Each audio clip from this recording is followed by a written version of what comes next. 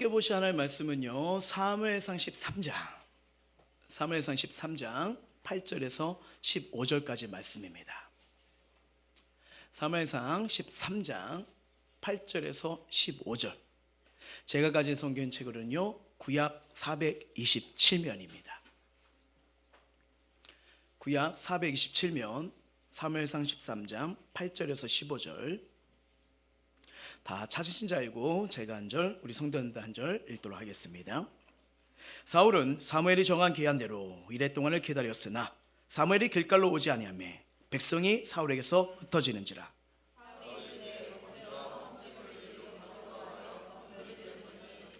번제제를 마치자 사무엘이 온지라. 사울이 나가 맞으며 무난하며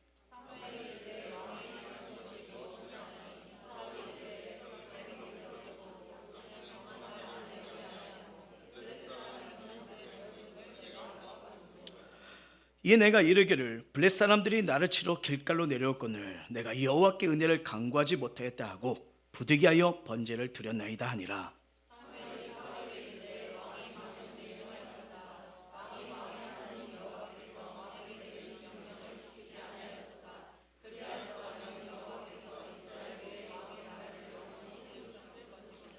지금은 왕의 나라가 길지 못할 것이라. 여호와께서 왕에게 명령하신 바를 왕이 지키지 아니하였으므로 여호와께서 그의 마음에 맞는 사람을 구하여 여호와께서 그를 그의 백성의 지도자로 삼으셨느니라 하고.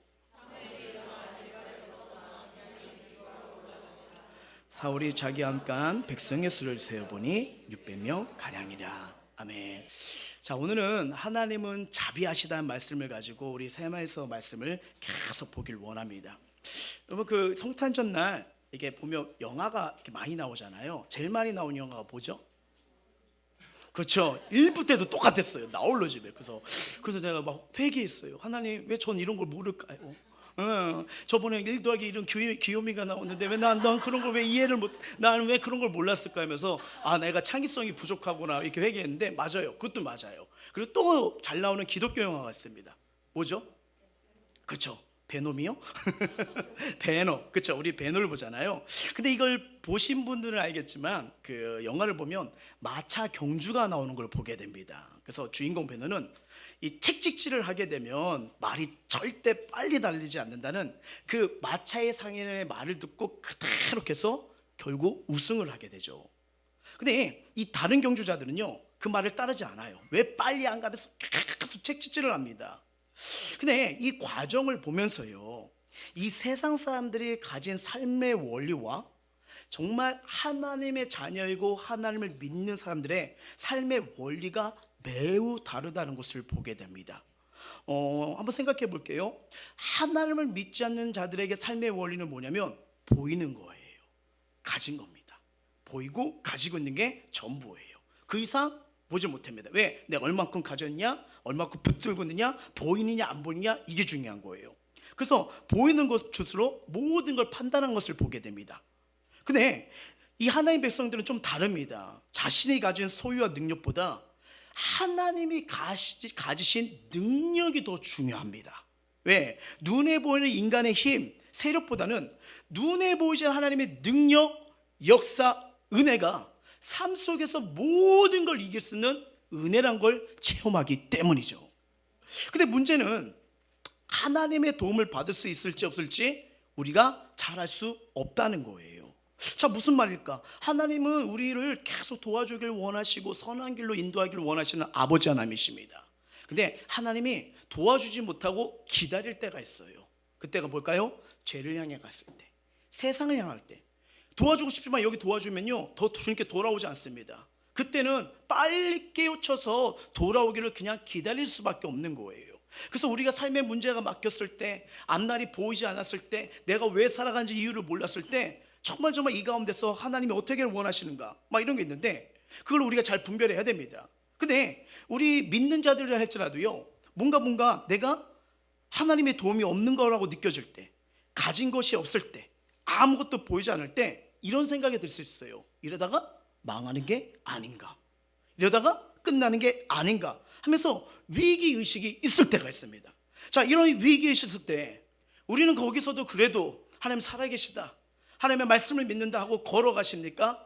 아니, 이건 지금은 아니야. 지금 눈의 상황이 급해. 지금 이걸 하는 게 급해. 라면서 우리는 어떤 상향, 어떤 선택을 하면서 지금 저와 여러분은 걸어가고 계십니까? 자, 제가 왜 이 질문을 드리냐면요, 오늘 본문의 상황이 바로 이 질문이에요. 오늘 본문이 정확하게 사울왕의 그 모습을 통해서 지금 어떻게 걸어가고 있고 무엇을 선택하고 있고 어떻게 행하느냐를 얘기를 하고 있습니다. 여러분 알다시피 이 13장 내용을 보시게 되면요, 우리 12장에 사무엘의 마지막 고별 설교를 이렇게 하는 걸 듣게 됐잖아요. 그러면서 이제 본격적으로 사울이 이스라엘 왕이 돼요. 근데 오늘 블레셋과의 전쟁이 일어나기 시작합니다. 근데 사무엘이 와서 예배를 드려줘야 되는데 사무엘이 아직 안 왔어요. 그다가 기다리지 못해서 어떻게 해요? 대신 예배를 드립니다. 일단 급하다, 내가 하고 싶은 대로 내 편한 대로 일단 예배 좀 드려버리자. 근데 하나님이 그 예배를 받으세요, 안 받으세요? 안 받으십니다. 그래서 어떻게 됩니까? 왕의 자리가 오래되지 않을 거다 하면서 그 자리에서 나중에는 물러난다, 촛대가 옮겨진다는 말을 듣게 돼요. 여러분, 그래서 이 13장 말씀을 묵상하게 되면요, 사울이 공식적으로 왕이 되자마자 그가 처음으로 겪는 큰 시련을 갖게 됩니다. 시험이 나와요. 그 시험이 블레셋과의 전쟁에서 나타나죠. 자, 그러면 이 사울이 맞이하는 이 시험, 유혹에서 그가 어떤 선택을 하게 되고요, 그리고 그 선택을 통해서 이 전쟁을 통해서 하나님이 주시고자 하는 저의 여러분에게 주시는 교훈은 뭘까요? 오늘 이 말씀을 통해서 나를 향한 하나님의 마음, 나를 향한 하나님의 뜻, 나를 향한 하나님의 인도하심을 찾을 수 있는 그런 복된 시간 되길 주의 이름으로 축복합니다. 자, 이 상황과 배경을 하시고 오늘 말씀 속에 한번 들어가 볼게요. 1절입니다. 시작. 사울이 왕이 될 때 40세라. 그가 이스라엘을 다스린 지 2년에. 자, 23장 말씀을 보게 되면 그가 왕이 되고요, 시간이 좀 어느 정도 흘렀다는 걸 보게 돼요. 그러면서 23절을 보게 되면요, 그의 아들이 나와요. 그의 아들이 누구죠? 요나단입니다. 그래서 전쟁을 이제 참여하게 되는데 그 전쟁에서 군사를 다스릴 수 있는 나이가 됐다는 것을 보게 되는 거죠. 그러니까 사울이 왕으로서 기름 부음을 받고 시간이 어느 정도 흘러갔다는 걸 성경을 얘기하는 거예요. 자, 2절 한번 읽어봅니다. 시작. 그 중에서 2,000명은 자기와 함께 민마스와 베델산에 있게 하고 1,000명은 요나단과 함께 베냐민 기브안에 있게 하고 남은 백성은 각기 장막으로 보내니라. 자, 이스라엘은 원래 다른 나라와 좀 조직이 원래 달라요. 왜냐하면 하나님이라는 보이지 않는 왕이 다스리는 나라거든요. 그러니까 신정 정치를 하는 겁니다. 하나님이 사사들을 통해서 지도자를 세워가지고 이끌어가는 거죠. 그래서 국가 조직을 할 때도 좀 단순했어요. 예, 시스템이 굉장히 단순했어요. 근데 지금 어떻게 됩니까? 이제는 이웃 나라처럼 왕종 제도를 실시하자, 인간의 사람을 세워서 왕을 하자, 국가 조직을 갖췄습니다. 어차피 여러분, 국가라는 것은 뭐예요? 국민들의 안위와 보호를 또 보호해야 될 책임이 있잖아요. 그러니까 뭐가 있어야 되죠? 군대가 있어야 됐죠. 그러니까 이 상비군을 지금 사울이 준비를 했던 거예요. 그래서 소집된 병사가 본문에 몇 명이에요? 그죠? 3,000명이라고 써 있습니다. 어떻게 보면 여러분, 전쟁 때 이 3,000명 많은 숫자는 아니잖아요. 그렇죠? 그때 이 3,000명이 있음에도 지금 어떻게 나눴어요? 둘로 나눴어요. 1,000명은 누굽니까? 아들 요나단. 그리고 사울이 2,000명을 데리고 전쟁을 준비하고 있는 거예요. 3절 4절이에요. 시작. 요나단이 게바에 있는 블레셋 사람의 수비대를 치매 블레셋 사람이 이를 들은지라. 사울이 온 땅에 나팔을 불어 이르되 히브리 사람들은 들으라 하니 온 이스라엘이 사울이 블레셋 사람들의 수비대를 친 것과 이스라엘 블레셋 사람들의 미움을 받게 되었음을 듣고 그 백성이 길갈로 모여 사울을 따르니라. 자, 요나단이 이 1,000명의 군대를 가지고 선제 공격을 합니다. 어느 나라요? 블레셋이요. 근데 여러분, 이건 되게 무먼짓이죠. 병력 숫자도 그렇고요, 이스라엘은 아직 블레셋의 속국입니다. 속국이에요. 함부로 공격할 때가 아닌 거예요. 근데 이런데 공격을 하자 블레셋이 이때다 싶어가지고 전면전을 선포합니다. 그렇지 않아도 마음에 안 들었는데 우리 말을 잘 들어야 되는데 지금 우리를 감히 쳐? 하면 시작된 거예요.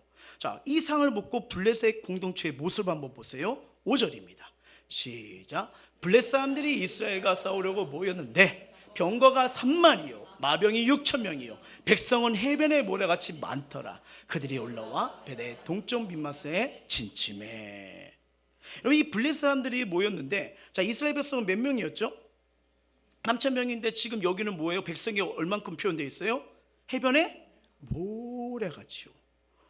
와, 상당히 많은 군사가 모인 거예요. 예. 여러분, 블레셋 사람들이 바라는 게 있습니다. 뭐냐면 이스라엘 백성을 영구적으로 다스리기를 원해요. 그렇죠? 그렇지 않아도 어떤 소식을 들었죠? 왕을 뽑았다고? 우리처럼 조직을 세운다고? 우리처럼 군대를 한다고? 눈에 좀 거슬렸어요. 그래서 좋게 생각하지 않았어요. 한 번만 걸려라. 명분이 있어야잖아. 한 번만 걸려라. 그렇잖아요. 우리 마음에 드는 상황 있으면 한 번만, 어깨 한 번만 쳐라. 내가 가만, 막 이런 게 악한 마음 있잖아요. 블레셋이 그런 상황이었죠. 그래서 어떻게든 공격할 기회가 됐는데 지금 그 상황이 벌어진 겁니다. 블레셋 사람들은 이스라엘 백성들이 계속 종이 되길 원했어요. 그러다 보니까 그들이 힘을 내고 조직이 세워지고 영적으로 부흥하는 걸 정말 싫어했죠. 그들이 기뻐하고 하나님으로 찬양하는 걸 기뻐하고 하나님으로 인해 말씀을 따라가는 거, 하여튼 그게 때마다 언약궤 사건을 통해서 하나님 일하심을 봤잖아요. 그러니까 이들이 영적으로 은혜로 성장하고 은혜 가운데 거하는 걸 원치 않았죠. 여러분, 이 사단 마귀가요 가장 싫어하는 것이 성도들이 은혜 받는 겁니다. 말씀이 들어오기 시작하는 거예요. 그리고 은혜 받으면 뭐가 돼요? 막 예배를 사모하게 되죠. 그리고 또 뭐 은혜 받으면 어떤 증거가 나타납니까? 몰라요? 큰일 났네. 뭐죠? 기도하고 싶어요. 기도하고 싶어요.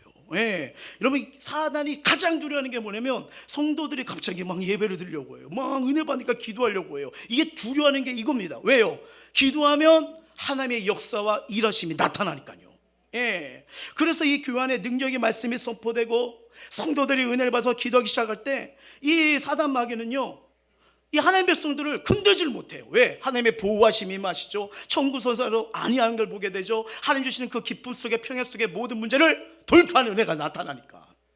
그러니까 막 그걸 원치 않는 거예요. 그래서 마귀는 하나님의 백성들이 힘을 내기 시작하면 더 강력하게 공격합니다. 왜? 주저앉아 버리려고요. 그래서 사단이 축복해요. 기도 멀리 안 해? 하나님 말씀대로 안 사네? 세상을 나가네? 잘했어. 내가 널 축복하노라. 이렇게 역사하기 시작하는 거예요. 근데 여러분, 우리가 참 알다시피 영적으로 이 귀신 어둠 우리 어떻게 이깁니까? 그렇죠? 그럴 때마다 여러분 힘들수록 하나님 앞에 모여서 기도하시길 바랍니다.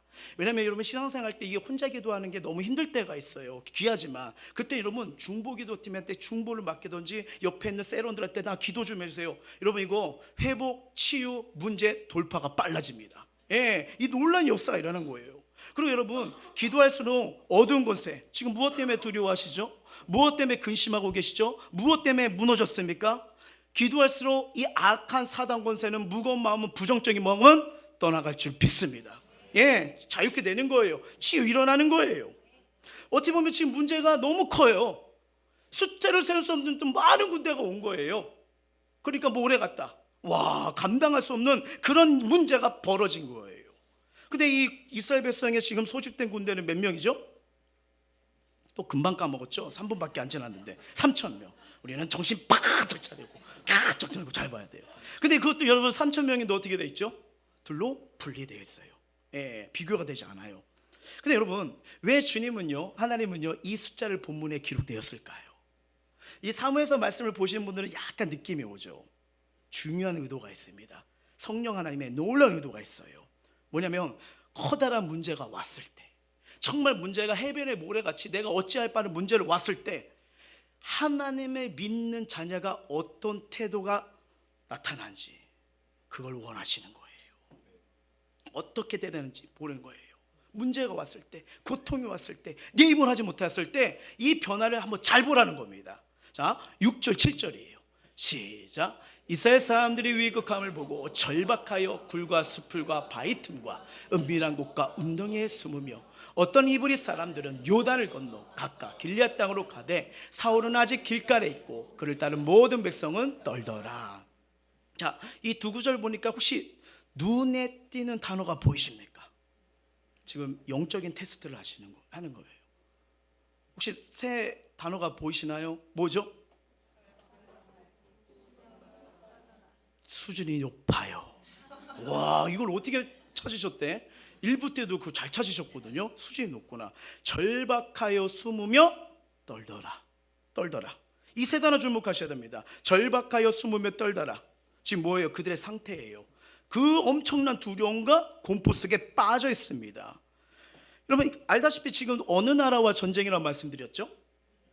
근데 이제 하나님께서 그 사울을 세우기 위해서 블레셋 전쟁에 또 다른 전쟁을 한번 11장에 드러내죠. 어떤 전쟁입니까?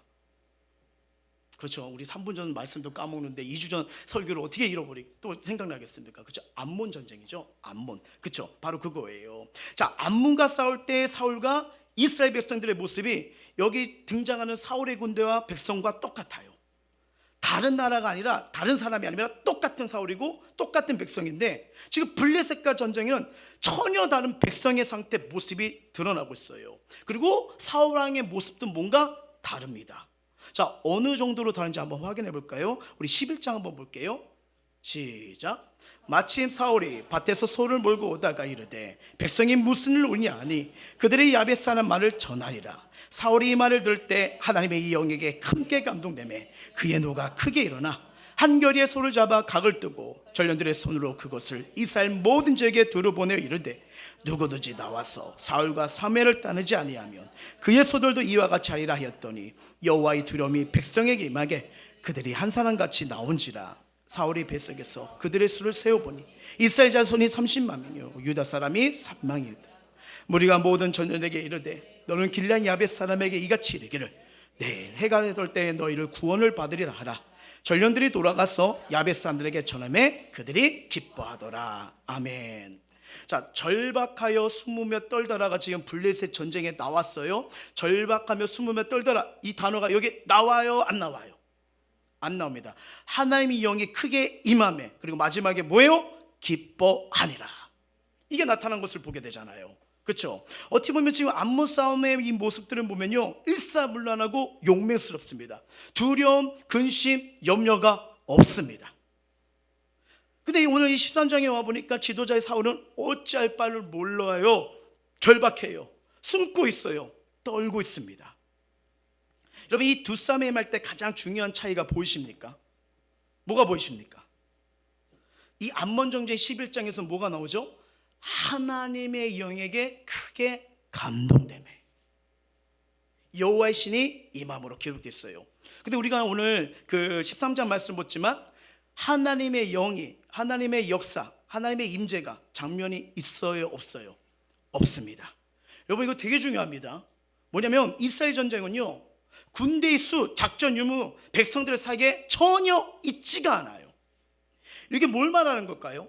여러분 성경을 보게 되면 너 얼마큼 가졌니? 얼마큼 있어? 물어본 적이 없습니다. 뭐예요? 우리 삶의 문제, 그 승패 결정은 뭐냐면요 신앙의 문제예요. 신앙의 문제. 여러분 우리 일생에 굉장히 중요한 원리로 자리를 잡아야 됩니다. 여러분 우리도 살아가면서요 수많은 환난, 고난 다 당합니다. 겪습니다. 뭐 사업을 하다가 엎어질 수 있어요. 그럴 때 우리 생각하는 게 뭐죠? 자금이 좀 부족했나? 그렇죠? 그렇게 할 수도 있고, 그리고 직장에 들어가지 못하면 내가 더 스펙을 쌓지 못했나? 자격증을 더 따지 못했나? 이렇게 생각할 수 있어요. 근데 이런 쪽으로 인생살 문제를 해석하는 습관이 누구에게나 있을 수 있습니다. 그래서 보이는 수치, 자본, 크기, 속도, 이 싸움으로 우리가 패배했다, 그래서 안 됐다 라고 생각할 때가 있어요. 근데 여러분 성경은요 주님은 한 번도 그런 말씀한 적 없습니다. 뭐냐면요 이 두 전쟁을 성경 말해요. 하나님의 전쟁인데 그 안에서 하나님이 함께 하시냐 함께 하시냐, 하나님은 이거 말씀하고 계세요.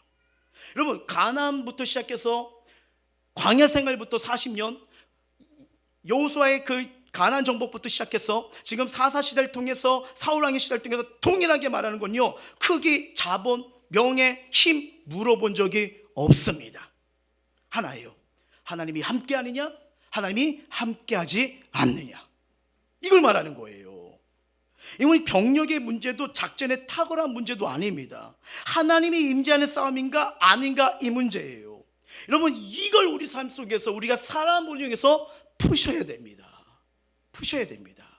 어떤 삶에 묻은 건지 이 원리로 푸셔야지, 이것이 아니면 눈에 보이는 대로 감정대로 가게 되면요 계속 어떻게 됩니까? 꼬이고 아프고 상처받고 분노하고 이게 반복되는 거예요. 이스라엘 백성들이 여러분 40년 광야 생활을 했다고 말씀드렸잖아요. 그 광야 생활 40년을 한 줄로 요약하는 구절이 나옵니다. 혹시 아실까요? 예수님도 이 말씀으로 그 사단의 유혹을 이기셨거든요. 그게 바로 뭐냐면 신명기 8장 3절이에요. 한번 읽어볼게요. 시작. 너를 낮추시며 너를 줄이게 하시며 또 너도 알지 못하는 내 조상들도 알지 못하던 만나를 내게 먹이신 것은 사람이 떡으로만 사는 것이 아니요 여호와 입에서 나오는 모든 말씀을 산 줄 내게 알게 하려 하심이니라. 아멘. 그러니까 사람이 눈에 보이는 것만 사는 것이 아니라고 분명히 말씀하고 있어요. 이스라엘 백성 보세요. 떡이 필요합니다. 만나 주시죠. 고기가 필요합니다. 다 주셨어요. 그런데도 문제가 계속돼요, 안 돼요? 계속되잖아요. 자, 저와 여러분 먹고 사는 거 드십니다. 하십니다. 자, 뭐 잘 드시고 계시죠? 잘 드셔야 됩니다. 근데 삶에 문제는 없어요? 오늘 새끼 먹었다 이제 문제 없죠? 아니요. 여전히 염려가 있고 근심 있고 고민 있죠. 바로 그거예요. 먹는 것만 살 수 있는 존재가 아니라는 거예요. 하나님 우리 형상대로 창조하셨기 때문에 하나님과의 교감, 하나님의 뜻, 하나님의 은혜, 이걸 받고 먹고 사느냐, 여기에 인생이 달려있다는 겁니다. 근데 사람은 눈이 오면 보이는 걸로 살려고 해요. 보이는 것 붙들고 살려고 하는 거예요. 근데 성경은요, 인생살이가 떡의 싸움이 아니다. 먹고 사는 문제가 아니다. 크기의 싸움도 속도의 싸움도 아니다. 누가 더 화려한 일을 가졌는지, 자본을 갖고 있는지 이 싸움 물어본 적이 없어요. 내가 살아가는 현장, 가정, 학교, 일터, 내가 있는 모든 현장, 하나님 함께 하시냐, 함께 하지 않느냐, 그분 붙들고 걸어가느냐, 그분과 상관없이 걸으냐, 주님은 이걸 물어보십니다. 이걸 물어보시는 거예요. 참 이걸 보면서 정말 하나님의 말씀이 나를 살게 한다는 고백, 저 여러분 여기에 믿음이 있으십니까? 성도들의 삶이란 하나님 말씀에 따라가 보라는 거예요. 저는 우리 성도님들이 우리 삶 속에서 야 진짜 말씀을 따라가 보니 말씀대로 이루어지네, 말씀을 의지하고 순종히 했더니 하나님이 도우시네, 말씀 붙들고 기도했더니 하나님이 날 책임지셔, 하나님이 이렇게 도와주셨어, 이런 간증이 나오시길 주의 이름으로 축원합니다. 예. 그러면서 지금 이런 상황과 이런 배경이 이루어지고 있는데요, 이 13장을 보니까 중간에 생뚱맞은 이야기가 나와요. 우리가 잘 아는 말씀입니다. 왜 하나님께서 사울 왕을 쓰고 싶고 또 쓰고 싶어도 쓰지 못하는 결정적인 이유가 나오는 걸 알게 되죠. 자, 8절입니다. 시작. 사울은 사무엘이 정한 기한 이래 동안을 기다렸으나 사무엘이 길갈로 오지 아니하며 백성이 사울에게서 흩어지는지라. 자, 사울이 신앙인으로서 엄청난 실수를 합니다. 본문을 보게 되면요, 크게 세 가지의 커다란 봉착을 맞이하는 걸 보게 돼요. 첫 번째는 뭐냐면 약속한 날짜에 누가 하나요? 사무엘이 하나 써요. 이 전쟁을 하기 전에 은혜를 구하고 제사를 드려야 되는데 지금 예배 집례자가 안 온 거예요. 집례자가 안 했어요. 전에 사무엘은요, 이 사울에게 언젠가 길가에 가거든 7일 동안 기다리라고 명령을 했습니다. 사무엘상 10장 한번 가볼게요.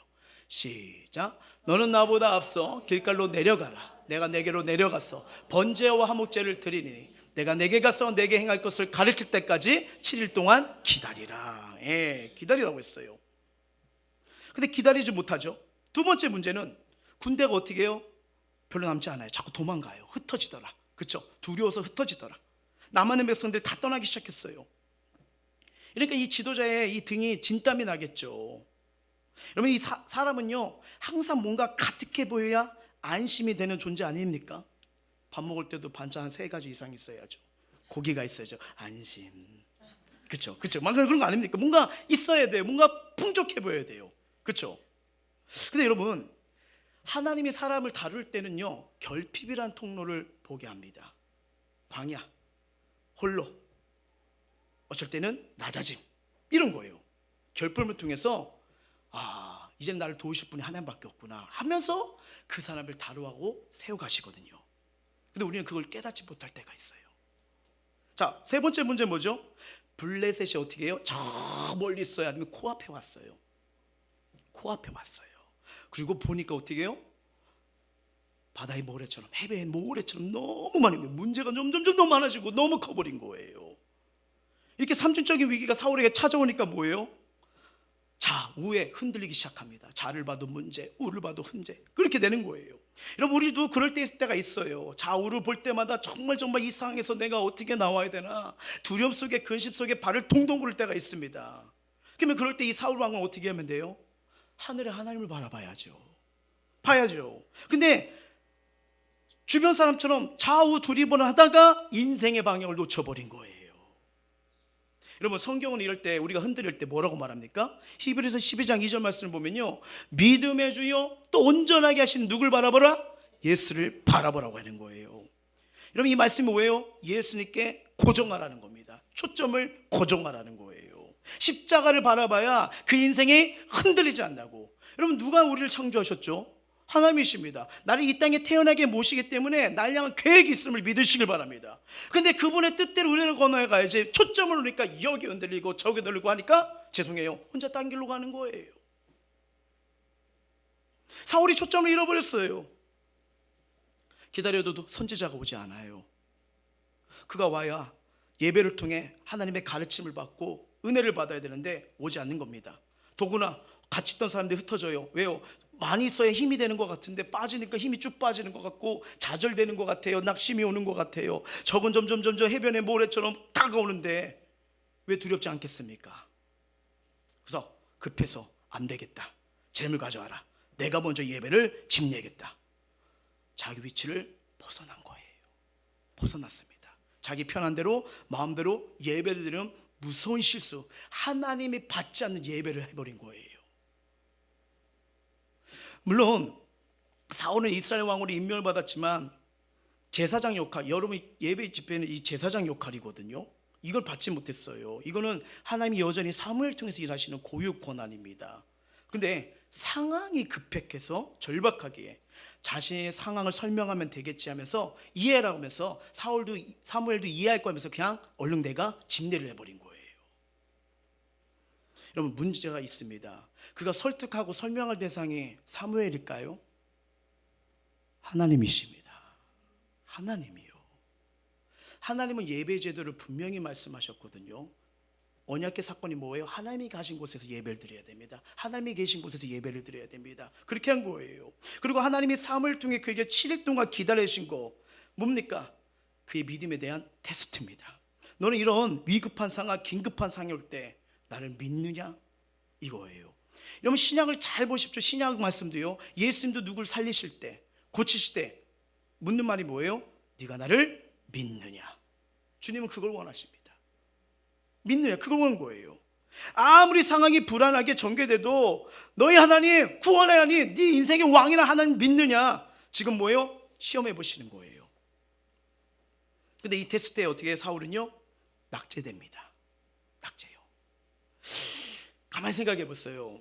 우리가 하나님을 의지하는데, 바라보는데 가장 어려운 게 뭘까? 만약에 안 되면, 만약에 하나님 도와주시면 어떻게 되는 거지? 만약에 이게 안 되면 어떻게 되는 거지? 직장에 들어갔어, 상사가 나 안 좋아해요. 만약에 잘리면 어떻게 되지?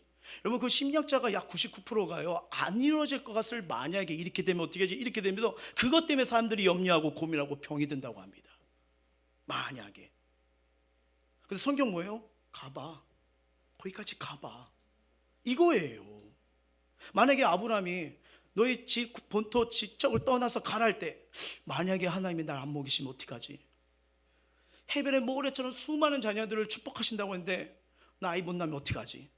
근데 여러분, 성경 보세요. 하나님이 주신 말씀 안 이루어진 게 있나요? 다 이루어집니다. 다 이루어져요. 근데 우리가 이 하나님을 의지하고 바라보는 걸 포기하는 게 뭐예요? 만약에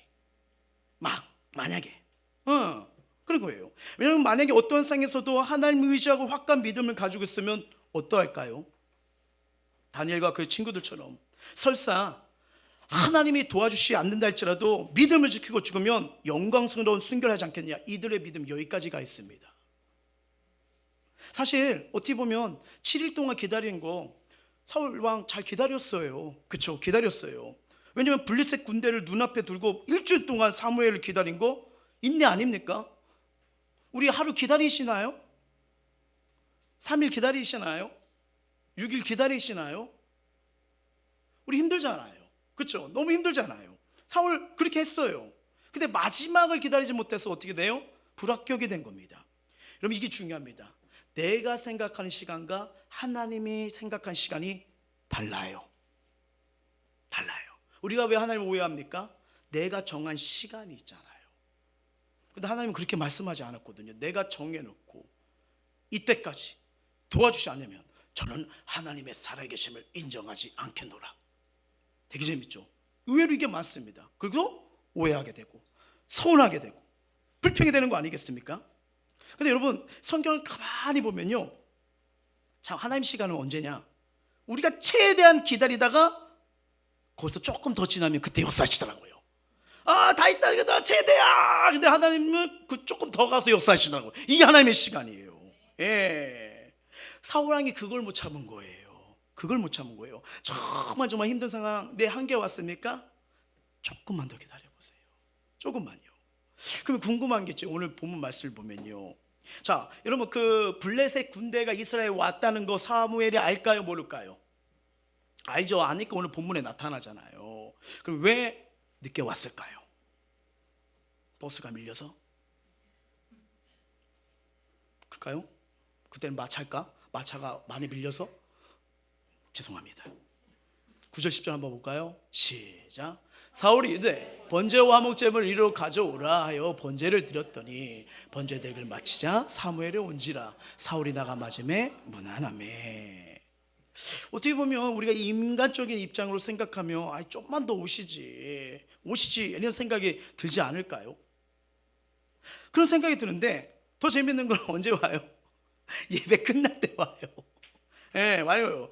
그래서 왔으니까 일단 사울이 맞아로 나갑니다. 마지막에 무난함에, 이건 뭐냐면 사울이 사무엘을 축복한다는 뜻이에요. 축복하는 거예요. 그럼 늦게 왔지만 반가운 겁니다. 영적 지도자가 왔으니까 너무 반가운 거예요. 근데 이 사무엘이 그 다음 대화를 보면요, 얼마나 쌀쌀맞게 냉정하게 말하는지 한번 보세요. 11절이에요. 시작. 사무엘이 이르되 왕이 행하신 것이 무엇이냐 하니 사울이 이르되 백성은 내게서 흩어지고 당신은 정한 날에 오지 아니하고 블레 사람은 민마스에 모였음을 내가 보았으므로. 여러분, 이 사무엘은 사울의 지금 무난 인사도 받지 않아요. 그러니까 뭔가 마치 대본을 준비해서 온 느낌입니다. 왕이요, 지금 무슨 짓을 한 겁니까? 그의 분노, 하나님의 분노가 담겨 있는 걸 보게 되죠. 근데 문제는 사울 왕이 실수했는데 이게 실수라도 안 느껴져요. 예배 드리면 된 거 아니에요? 어차피 드렸잖아요. 근데 여러분, 이걸 가만히 보시고 성경의 흐름을 보십시오. 어떻게 보면 절박하고 숨으며 흩어졌다라 떨더라, 이것들이 당신이 어떻게 보면 조급하고 불안해서 그런 게 저는 보여요. 근데 여러분 잘 보세요. 뭘 말하는 거예요? 불안보다 이의 마음 상태가 납니다. 높아졌어요.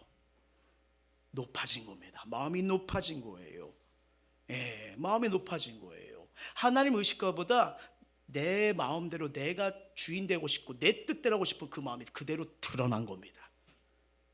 여러분, 제살 드는 이유가 뭘까요? 사울이요, 정말 하나님을 경배하고 싶어서, 예배하고 싶어서, 만왕의 왕이신께 엎드리고 싶어서 예배 드렸을까요?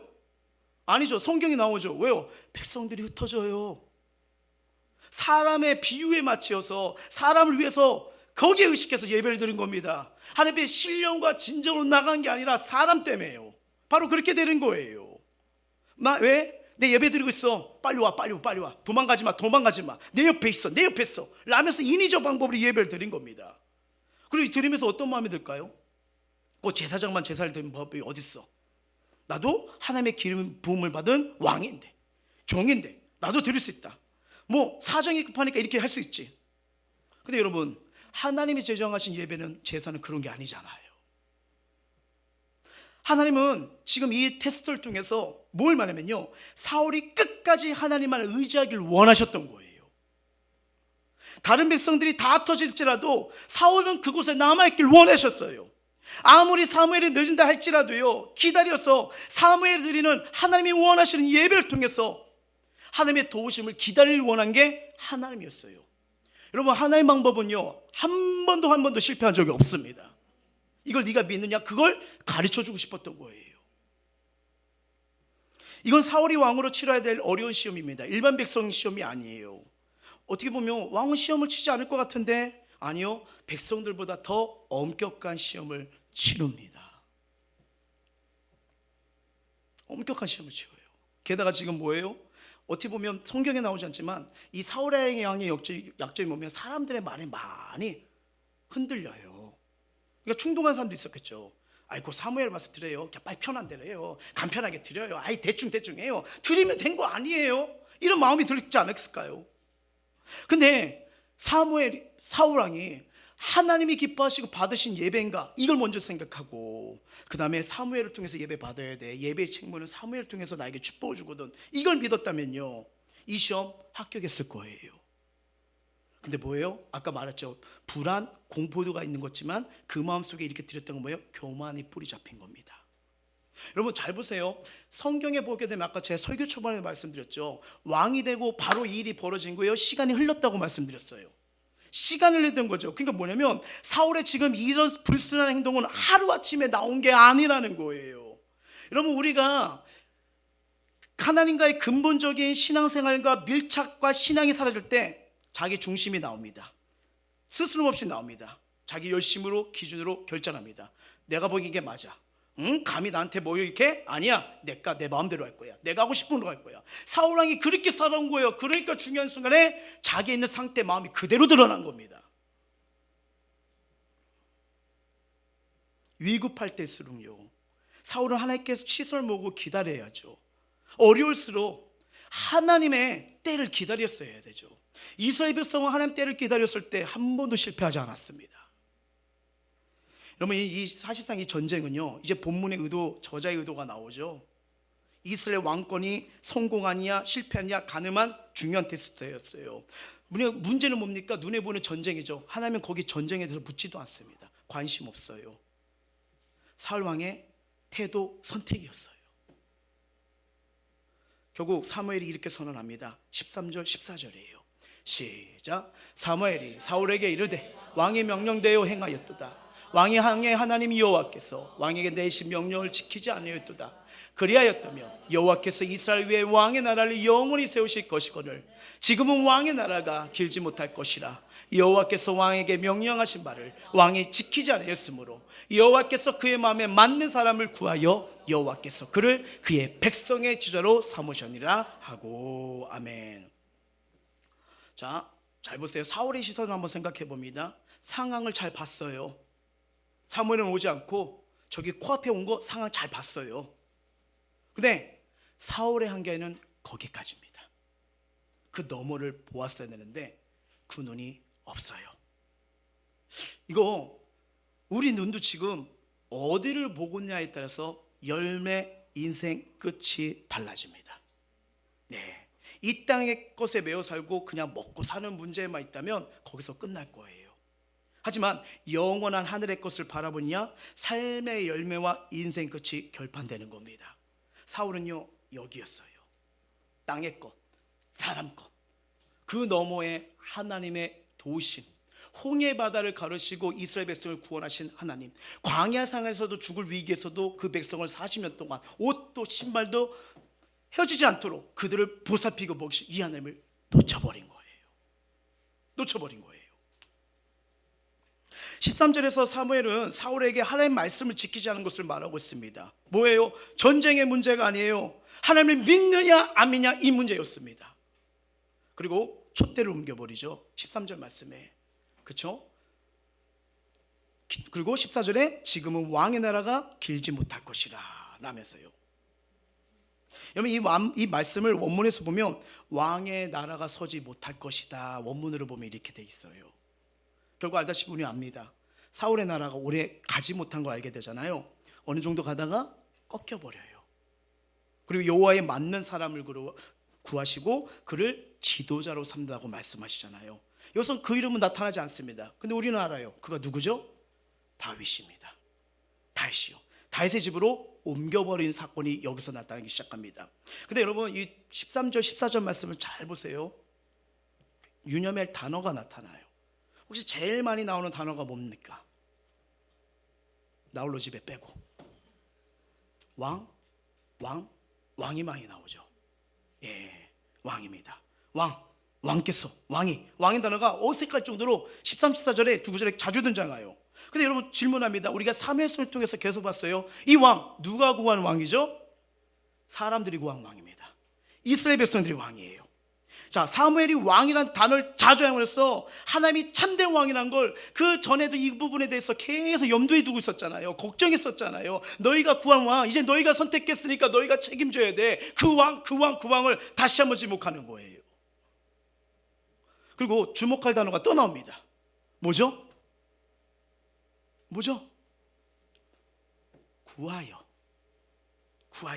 구하다는 의미예요.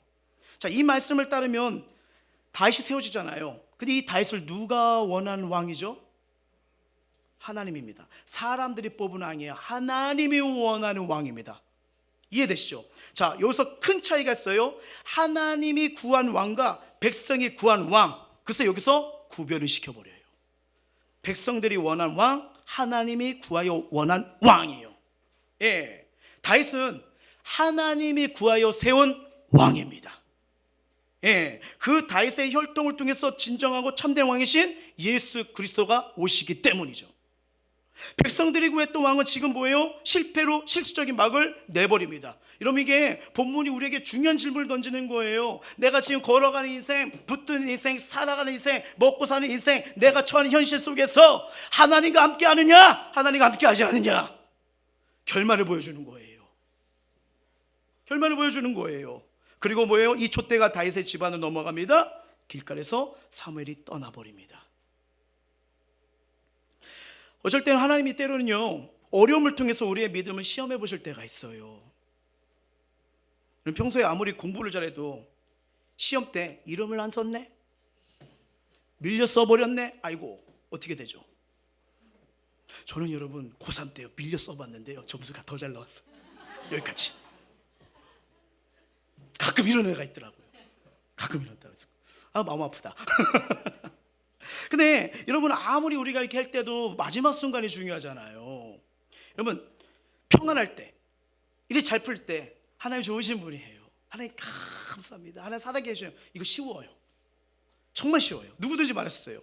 근데 어려울 때, 그래도 말씀 따라서 순종하려고 하는데 일이 점점 좁아져요. 점점 낙심이 커져요. 점점 일이 안 풀려져요. 이때 말하는 게 진짜 신앙 고백입니다. 이때 말하는 게 진짜 신앙 고백이에요. 그래서 마지막 순간에 사도 바울이라네, 사울 왕이요, 지금 무엇을 선택하는가, 하나님 그걸 보고 그의 고백을, 그의 신앙을 보기를 원하셨던 거예요. 사울이 블레셋에게 패배한 한이 있더라도 하나님을 의지하고 했더라면 그의 날이 길 것이었을 겁니다. 여러분, 우리가 끝까지 인내하려면 하나님 앞에서 나의 생각, 나의 기준, 상황을 내려놓으셔야 돼요. 좌우로 자꾸 흔들리면 여기서 이렇게 말했다, 저기서 말했다. 여러분, 그 말한 것이 성경에 나온 말 맞아요? 정말 신앙 있는 사람, 날 위해서 기도해 준 사람이 말한 거 맞아요? 근데 불신자의 말을 듣고 세상의 말을 듣고 세상과 타협하면 하나님이 나를 통해서 일하고 싶어요, 도와주고 싶어요, 역사하고 싶어요. 근데 할 수가 없잖아요. 하나님은 사람의 외모를 보지 않습니다. 뭘 보시죠? 중심이요. 여호와를 바라보느냐, 신뢰하느냐, 의지하느냐, 맡기느냐. 주님이 원하는 건 그거예요. 하나님은 그래서 자신을 의지하는 자를 너무나 좋아하십니다. 여러분, 정말 놀라운 건 뭐냐면요, 세상에서 인정받지 못할 수도 있어요. 근데 하나님은요, 하나님의 마음에 맞는 사람 구석이 있어도 찾아내서 쓰십니다. 그게 누구예요? 다윗이에요. 몰랐어요. 여러분, 가정에서도 별로 귀하게 안 여겼어요. 아들 데리고 오라니까 다윗만 빼고 오잖아요. 아들 더 없느냐? 저기 구석에 하나 있는데, 목동치기가 있는데 걔는 아닌 것 같은데, 하나님이 불러내버리잖아요. 그거 한 게 뭐예요? 목동이에요, 여러분. 양치기예요. 그 양치기는 여러분 정말 천한 사람이 하는 거예요. 그러니까 부르니까 뭐예요? 왕으로 세워하시잖아요. 하나님 나라를 맡겨버리잖아요. 크게 쓰시잖아요. 여러분, 다윗은 딴 거 없어요. 여호와는 나의 목자신 내게 부족함이 없으나 나 하나님이면 충분해요. 이 중심을 보시고요, 네가 왕이 될 상이로다. 왕이 될 상이로다. 그래 버리시잖아요. 찾아버리시잖아요. 근데 아무리 사람들 앞에서 높은 자리에 있다 할지라도 하나님 말씀을 없이 여겨요. 하나님을 밀어내버려요. 내 원리로 세상의 원리로 타협을 합니다. 근데 여러분, 사울왕이 보십시오. 자리 내려오는 거 한순간인 걸 보게 돼요. 그리고 여러분 잘 보십시오. 세상의 자리는 영원하지 않습니다. 하나님 보좌는 영원해요. 누구한테 인정받느냐, 이게 정말 중요한 겁니다. 이런 이름 속에 전쟁은 이어져요. 좋은 무기 없어요. 그리고 해변의 모래 같은 블레셋 여전히 많습니다. 자, 오늘 성경 보니까 3,000명 중에 다 터지고 몇 명이 남았다고 했죠? 그렇죠, 잘하셨어요. 잘 듣고 계세요. 600명이잖아요. 예, 이 이스라엘 모습의 군대와 그 블레셋 군대의 이 차이가 지금 엄청납니다. 근데 잘 보세요. 자, 상식적으로 크게 누가 이겨요? 절대 못 이기죠. 성경의 결론 말씀 볼까요? 14장 말씀입니다. 시작. 여호와께서 그날에 이스라엘을 구원하심으로 전쟁이 베단을 지나니라. 아멘. 승리하네요. 승리가 됩니다. 근데 이 승리를 이끈 게 누굽니까? 여호와께서요. 여호와께서. 여호와가 주옵니다.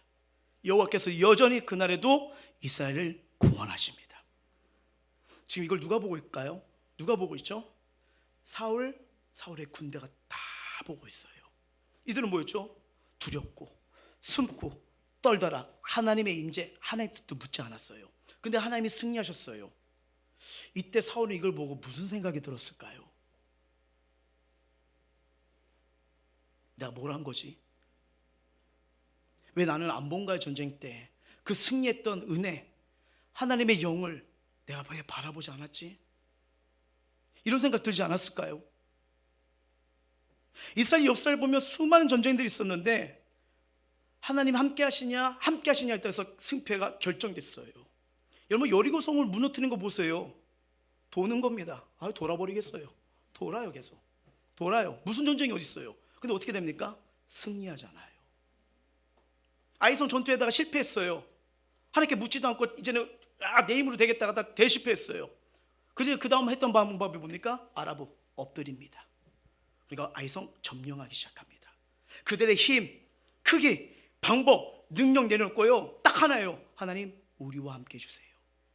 하나님 말씀대로 나아갈 때 가나안 정복이 이루어졌습니다. 바로 이런 거예요. 내가 하는 게 아닙니다. 내 방법을 하는 게 아닙니다. 이것이 사울과 다윗의 신앙 차이예요. 내가 무엇을 의지하고 시작하였다 해서 어떤 꽃이 피고 열매가 나타는가. 아까 사울 왕이 시간이 흘렀다고 했잖아요. 변질되어 가고 있어요. 중요한 순간마다 자신의 방법으로 또 가요. 나중에 아멜렉 전쟁 됐을 때 또 어떻게 합니까? 하나님이 기회를 또 주시잖아요. 근데 뭐예요? 다 멸절하라고 했거든요. 좋은 건 남겨놨어요. 자기의 신앙으로, 자기가 만든 하나님을 자기의 중심으로 걸어가자. 그러니까 하나님이 쓰고 싶어도 쓸 수가 없는 거예요. 어떻게 보면 이 사울의 모습일 뿐일까요? 어쩌면 저와 여러분의 삶 속에도 이런 모습이 있지 않습니까? 하나님을 조금 기다려보다가 도움의 소식이 없으면 금방 포기하고 세상 길로 달려갑니다. 왜? 하나님이 도와주지 않아도 얼마든지 살 길이 많이 보이거든요. 근데 진정으로 하나님 믿고 의지하는 사람은요, 하나님이 도와주시지 않으면 갈 데가 없습니다. 그래서 진짜 하나님 믿는 사람은요, 위기가 오고 급할수록 엎드림을 선택합니다. 엎드림이요. 하나님을 믿으면서 세상의 모든 방법과 수술을 다 버렸기 때문이에요. 그래서 하나님, 저 하나님 없으면 안 돼요. 여러분, 다윗 보세요. 그의 아들 압살론이 그 다윗성을 했을 때 여러분 얼마나 마음이 아프니까. 아들이 반역을 일으켜요. 얼마나 마음이 아파요. 도망가는데 그냥 머리에 죄를 쓰고 다 내 잘못입니다. 뭐예요? 엎드리잖아요. 주변은 뭐예요? 다윗 용사입니다. 싸워서 이기세요. 힘으로 밀어붙이세요. 아직도 다윗을 따르는 사람들이 많아요. 그 방법을 안 하잖아요. 뭐예요? 엎드려요. 도와주세요. 도와주세요. 그리고 어떻게 됩니까? 왕권이 다시 회복되잖아요. 세상의 칼과 방패가 아닌 거예요. 하나님의 이름으로, 하나님의 사람으로, 하나님의 은혜로 나가느냐, 이게 중요한 겁니다. 이게 중요한 거예요. 그래서 우리가, 여러분 잘 보세요. 수많은 전쟁 속에서 사울은 그 상황에 따라서 자기가 예배를 드리고 자기 방법을 나갔지만 목동에 선 다윗은 어떻게 싸웁니까? 한번 볼까요? 시작. 주의 종이 사자와 곰도 쳤은즉 살아계시는 하나님의 군대를 모욕한 이 할례 받지 않는 블렛 사람이 그가 짐승의 하나같이 되리이다. 다윗이 블렛 사람에게 이르되 너는 칼과 창과 단창으로 내게 나오거니와 나는 만군의 여호와 이름 곧 내가 모욕하는 이스라엘 군대 하나의 이름을 내게 나가니 이 중심을 보시고 쓰시잖아요. 몇 살이에요? 학자들 말로 15살입니다.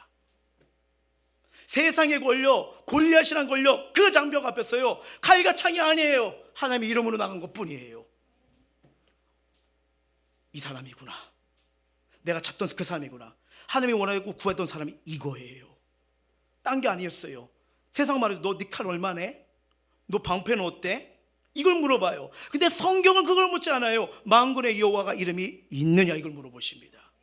이게 하나님이 일하시는 방법이에요. 하나님이 일하시는 방법이에요. 이게 얼마나 놀라운 큰 은혜입니까? 근데 참 감사한 건 뭐냐면 어떻게 보면 우리 하나님 믿는 사람들이 정말 세상의 칼과 방패가 아니라 하나님 의지하면서 나갈 때 놀라운 것은 이런 역사가 우리에게도 얼마든지 일어날 수 있다는 거예요. 물론 저와 여러분 살아가는데 인생의 선택의 순간이 참 많죠. 그 선택 때문에 어쩔 땐 가정이 흔들릴 때도 있고 개인의 앞날이 막 두렵기도 하고. 여러분 또 시대를 한번 보십시오. 점점 정말 경제와 정치 혼란스럽지 않습니까? 여러분 사람들 관계는 어때요? 괜히 막 미워지고 분노되고 시기와 질투로 이 경쟁사되다 보니까 조금만 늦으면 바로 해 떨어지고 누군가 불행하게 만들어야 내가 올라가고 막 이런 시대니까 뭔가 정말 어디 하나 의지할 곳이 없는 게 세상의 흐름, 세상 속의 모습 아닙니까? 이런 상황 가운데 주님이 이 세우신 교회들이 있고 우리 그리스도인들이 이 땅에 살아가고 있어요. 우리도 똑같이 세상의 문제, 환경의 문제 다 똑같이 그 현장에 살아가고 있어요. 그럼 우리 어떻게 해야 될까요? 오늘 본문이 그 답을 알려주고 있는 거예요. 사울이 그런 상황 아니었습니까? 그런 상황일수록 환경 탓, 남 탓, 나라 탓하기 전에 내 자신부터 하나님부터 붙들고 살고 있는지 그분의 뜻을 묻고 있는지 아니면 사울처럼 상황, 환경, 처지에 매여서 전능하신 하나님 붙들기보다는 다른 걸 붙들고 살고 있지 않는지 돌아보라고 이 말씀을 우리에게 주신 거예요. 돌아봐, 돌아봐. 사울의 모습을 통해서 우리는 어떤지 돌아봐. 말씀을 묵상하면서 더 놀라운 거는요, 여전히 사울은 연약해져. 이스라엘 백성 온전치 못해요. 근데 참 놀라운 거는 하나님의 자비는 여전히 흐르고 있다는 겁니다. 택한 백성을 사랑하시고 가엾게 여기시고 베푸시는 하나님의 자비가요. 자, 14장 47절 말씀 볼까요? 시작. 사울이 이스라엘 왕에 오른 후에 사방에 있는 모든 대적과 모압과 암몬 자손과 에돔과 소바의 왕들과 블레 사람들 쳤는데 향하는 곳마다 이겼고. 지금 사울은 사방의 모든 대적과 싸워 이깁니다. 이것이 뭐냐? 그가 비록 신앙적으로 부족했지만 여전히 사울 통해서 일하시고 그를 통해 일하는 기회를 하나님이 계속 주고 계시는 거예요. 이게 뭐예요? 자비예요. 비록 사울이 연약하고 실수했지만 하나님은 지금 그를 아직 버렸어요? 안 버렸어요? 안 버립니다. 쓰고 계십니다. 예, 여러분 때로는 우리가요 하나님 일 할 때 하다 보면 낙담할 때가 있어요. 우리가 힘들고 어려운 이유 하나님 일에 전심으로 헌신했기 때문이죠. 그래서 뭔가 원하는 것이 있고 참 좋은 열매가 맺었으면 좋겠고 때가 되어서 참 역전되었으면 좋겠는데 여전히 그 상황 그 문제가 있을 때 힘들다, 버겁다, 이제는 지친다, 포기하고 싶다, 이제는 내려놓고 싶다, 이 마음 들지 않습니까? 그럴 때가 있어요. 사실 하나님께서 맡겨주신 일, 맡기신 삶 우리 힘으로 감당 못합니다. 여러분 사람을 사랑하는 일 쉬웁니까? 이거 예수님만이 하신 일이 아니에요. 근데 그분의 은혜로, 능력으로, 사랑으로 감당할 수 있는 거죠. 그분이 도와주시지 않으면 안 되더라고요. 저도 주님의 은혜, 사랑 안 오면 여러분 미워할걸요. 그렇죠? 이게 주님의 은혜, 사랑 아니면 안 되는 거예요. 그래서 사람을 섬기거나 여러 가지를 할 때 바라는 일이 뜻대로 되면 누구나 마음이 상하고 누구나 낙담이 올 때가 있어요. 근데 오늘 이 말씀을 보는데 저 14장 40절 말씀 보는데 이 낙담마저도 하나님께서 사용하시는구나, 이걸 발견하게 돼요. 무슨 말이냐면 우리가 절망과 낙담할 때 다시 하나님 붙들 수 있다면 이게 축복의 기회가 되더라고요. 우리가 해낼 수 없는 거대한 벽 앞에 이제는 하나님밖에 없네요, 돌고 돌아왔지만 이제 하나님밖에 없네요 생각할 때가 있지 않습니까? 성경은 여러분 율법이 아닌 복음의 관점에서 우리의 삶을 점검하라고 말합니다. 여러분 하나님 말씀 다 지킬 수 있는 분이에요. 제가 절 33,300번 할게요. 죄송하지만 저도 말씀 다 못 지켜요. 여러분 이게 본다면, 여러분 율법의 관점에서 본다면 우리 불순조 죄로 인한 결과이기 때문에 우리 삶에 어려움이 올 수밖에 없어요. 그리고 우리 삶 보면 실수가 많죠. 여전히 세상과 타협하죠. 여전히 부족하죠. 여러분 이런 모습에서 거룩하시고 완전하신 하나님 마음 흡족하시는 분이 누구 있나요? 그 성경은 이렇게 말하잖아요. 의인은 없다고요. 근데 없기 때문에 우리 힘으로 쓸 수 없기 때문에 뭐예요? 복음이신 예수를 바라보라는 거예요. 여러분 예수께 뭐가 있죠? 생명이 있습니다. 은혜가 있어요. 어떤 자리든 어떤 구덩이에서 나를 건지시고 살리신 은혜예요. 그리고 뭐가 있죠? 나는 이렇게 추악하고 더러운데 나의 머리부터 발까지 품어주는 용서가 있습니다. 사랑이 있어요. 여러분 예수님이 십자가에서요 우리의 죄악, 저주, 상처, 가난, 질병, 무거운 짐을 다 짊어지시고 우리를 위해 죽으시고 부활하심을 말미암에 그분의 자비와 그의 사랑이 여전히 우리에게 부어지고 있는 겁니다. 이미 그분이 십자가에서 끝내버린 겁니다. 그래서 자꾸 우리를 죄인 취급하지 않아요. 여러분 시편 145편 말씀 한번 볼까요? 시작. 여호와는 은혜로우시며 긍휼이 많으시며 노하게도 대하시며 인자하심이 크도다. 아멘. 여러분 만약에 저 말씀이 여호와는 은혜롭지 않아, 긍휼 적어, 노하기가 많아, 저 하나님 앞에 못 나갑니다. 이는 이대로, 눈은 눈대로, 제대로 뽑아버릴 거다 이래버리면요 제 몸 없어요. 다 뽑혀요. 이게 나의 연약함, 나의 취약함이에요. 근데 그분의 사랑, 긍휼가 있기 때문에 오늘도 살아가는 거예요. 왜? 나의 연약함보다 그의 사랑이 더 크니까요. 저와 여러분의 인생 속에서 실수의 과정이 있지만 다시 소망의 주여, 자비의 주여, 사랑의 손을 이끄신 주님 바라본다면 다시 시작할 수 있는 해 나를 사용하시는 축복을 보게 될 줄 믿습니다.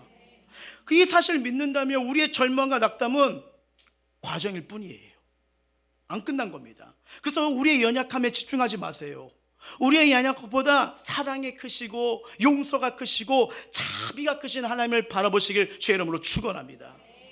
말씀을 맺도록 할게요. 하나님은요 우리의 생각보다 너무나 큰 자비를 갖고 계십니다. 우리의 실수로 인해서 등을 돌리신 분이 아닙니다. 지금 하나님의 자비를 기억하며 돌이켜야 될 나의 실수는 무엇입니까? 여전히 나의 연약함을 들어쓰시길 원하시는 하나님 바라보시고 다시 주님 앞에 나아가시길 바랍니다. 맥스 루케이더 목사님의 은혜라는 책을 보면요 참 이 내용이 나오는데 이 마음이 참 커다란 위로를 주시더라고요. 당신 눈에는 자비로 흘러넘치는 하나님의 잔이 보이는가? 아니면 그저 잔이 마를까 노심초사하고 있지는 않는가? 하나님의 은혜를 받기에는 너무 큰 잘못을 저질렀다고 생각이 드는가? 그러나 하나님 은혜는 결코 모자란 법이 없다. 요즘 제가 연약하고 힘들고 그럴 때 많이 묵상하는 말씀이 있어요. 저도 우둔합니다. 저도 많이 부족해요. 그래서 아플 때도 있고 힘들 때도 있고 내가 너가 더 기도하지 않아서 그렇구나, 다 내 잘못이구나 이러면서 낙심하고 자책될 때가 있어요. 근데 저는 요새 자꾸 이 말씀을 막 묵상하고 일어나고 또 일어나려고 노력하고 있습니다. 어떤 말씀이면요 대저인은 7번 넘어질지라도 다시 일어난다. 내가 사망의 음침한 골짜기를 다닐지라도 해를 두려워하지 않을 것은 주께서 나와 함께 하심이라. 주의 지팡이와 막대기가 나를 안위하시나이다. 제가 내 자신 보면 일어나지 못해요. 그냥 뭐 어쩔 땐 저도 숨고 싶어요. 흩어지고 싶어요. 근데 이 말씀은 내가 너 일으켜줄게. 저 사망의 음침한 골짜기 같아요. 캄캄해요. 보이지가 않아요. 나 어찌할 줄 몰라요. 근데 내가 너와 함께 있잖아. 걱정하지 마. 지팡이가 막대기 내가 널 인도하잖아. 여러분 이 말씀 보니까 난 넘어져도 다시 하나님께 나아가며 살 수 있는 거구나. 하나님께 나아가며 쓰임받을 수 있는 거구나. 여러분 삶이 지칠 때, 내 힘으로 안 될 때 이 말씀 붙들고 일어나시기 바랍니다. 이미 혹시 돌이킬 수 없는 실수를 저질렀다 하더라도 여러분 하나님의 자비하심은 결코 저와 여러분을 포기하지 않습니다. 제약된 길에서 돌이켜 하나님의 자비하심을 구하십시오. 스스로 멈출 수 없다면 하나님의 도우심을 구하십시오. 하나님께서는 우리가 죄 가운데, 좌절 가운데, 낙심 가운데 고통받기를 원치 않으십니다. 주의 자비하심, 마음이 얼어붙었나요? 굳어졌나요? 어두컴컴하나요? 오늘 주의 자비가, 주님의 사랑이 저와 여러분을 녹이실 겁니다. 이 은혜로 일어나시길 주의 이름으로 축원합니다. 찬양합니다.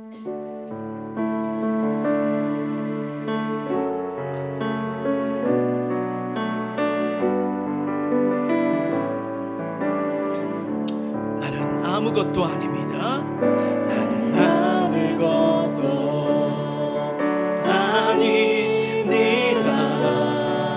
주님의 사랑이 없으면 나는 아무것도 모릅니다. 나는 아무것도 모릅니다. 주님의 지혜가 없으면, 다시 한번 고백합니다. 나는 아무것도 못합니다.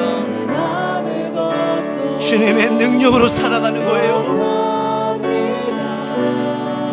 주님의 능력이 없으면 나는 한순간도 못 삽니다. 나는 한순간도 주님의 생명, 은혜, 복음이에요. 그 능력으로 살아가는 거예요. 주님의 생명이 자, 이 고백이 우리의 고백이 되길 원합니다. 이제 내가 사는 것, 이제 내가 사는 것 아니요, 그리스도 내 안에 사시니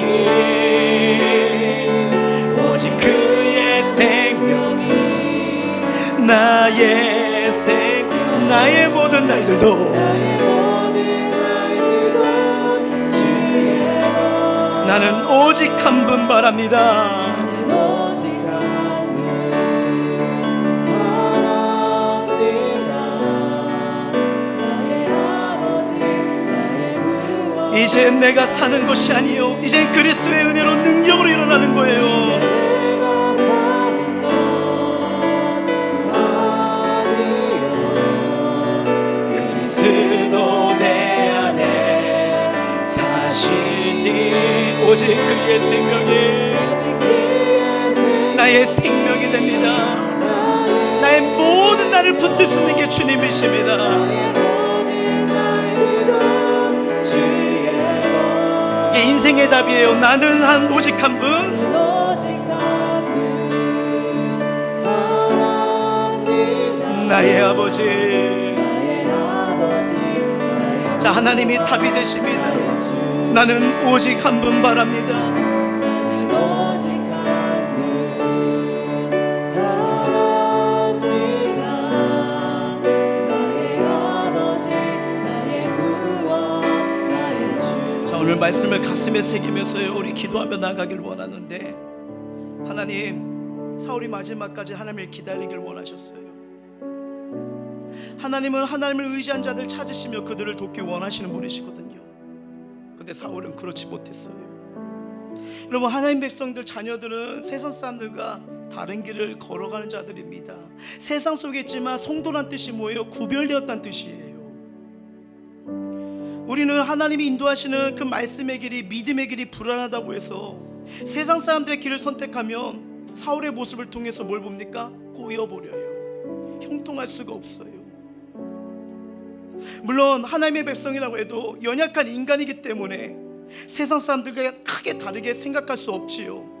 마음 한쪽으로 믿음으로 달려고 해도 눈에 보이는 이 세상의 방식을 따르는 유혹이 누구나 있을 겁니다. 그러다가 잘못된 길로 열매가 없고 모든 것이 무너졌을 때 낙담하고 슬퍼하고 힘들어할 때 다 포기하고 싶고 주저앉고 싶잖아요. 그런데도 오늘 이 말씀을 보니까 사울 왕을 향한, 이스라엘 향한 하나님의 자비는 계속 흐르고 있습니다.